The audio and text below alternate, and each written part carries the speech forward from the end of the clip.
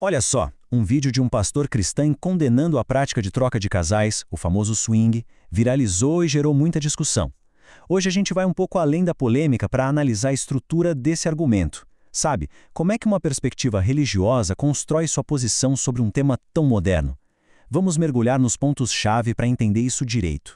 E essa análise coloca a gente bem no meio de uma tensão cultural muito atual. De um lado, temos uma liberdade sexual cada vez maior. Do outro, doutrinas religiosas com raízes de séculos, né? É exatamente nesse choque de mundos que o argumento que vamos examinar se desenvolve.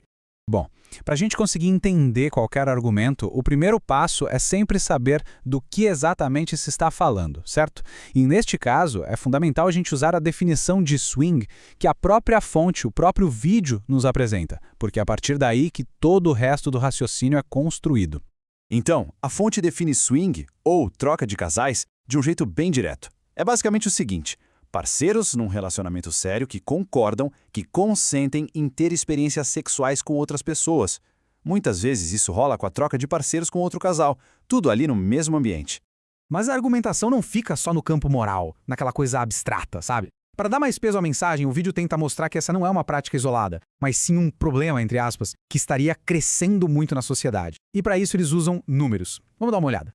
A construção desse argumento começa olhando para o passado. O vídeo resgata uma suposta reportagem antiga da TV Globo que já falava em 200 mil casais praticantes no Brasil. O objetivo aqui é bem claro, né? É estabelecer que, olha, isso não é de agora, é algo que já tem uma história. É aqui que o argumento realmente tenta criar um senso de alarme.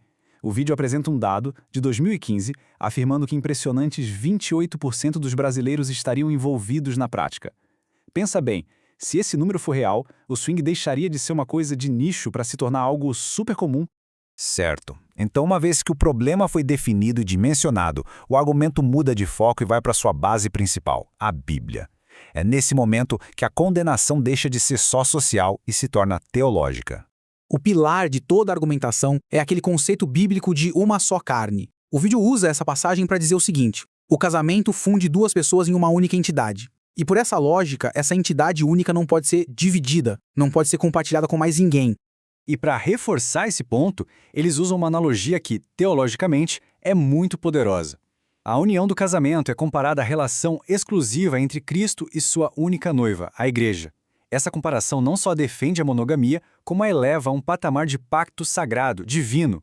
E aqui está o pulo do gato do argumento. Do ponto de vista da fonte, não importa se o casal concorda. O consentimento mútuo se torna irrelevante. A lógica é que a prática, mesmo que todo mundo ali esteja de acordo, ainda é adultério. Por quê? Porque o que está sendo quebrado não é um acordo humano, mas sim uma aliança sagrada com Deus. Bom, depois de firmar essa base teológica, o tom do argumento muda drasticamente. A linguagem fica bem mais forte, sabe? Mais visceral. O foco passa a ser um julgamento moral bem direto e carregado de emoção.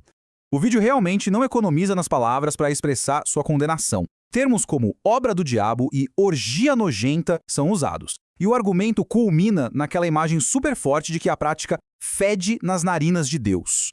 A intenção aqui é bem clara, é provocar um profundo repúdio moral. E essa intensidade toda fica ainda mais clara quando a gente vê a série de adjetivos usados. Termos como promíscuo, libertino, infernal e imoral são aplicados para desqualificar não apenas o ato em si, mas também quem o pratica, o que reforça bastante o peso do julgamento moral. E para elevar a gravidade da situação, o vídeo faz uma comparação bíblica bem extrema. Afirma que esse tipo de comportamento já superou os pecados de Sodoma e Gomorra, o que sinaliza um alerta máximo sobre o que eles consideram ser a normalização da decadência moral. Mas depois de uma condenação tão forte, o argumento não termina aí. Ele dá uma virada, sai da acusação e vai para a solução, oferecendo um caminho de redenção para aqueles que a fonte considera que estão no caminho errado. A mensagem final, portanto, não é apenas de condenação, mas também de esperança.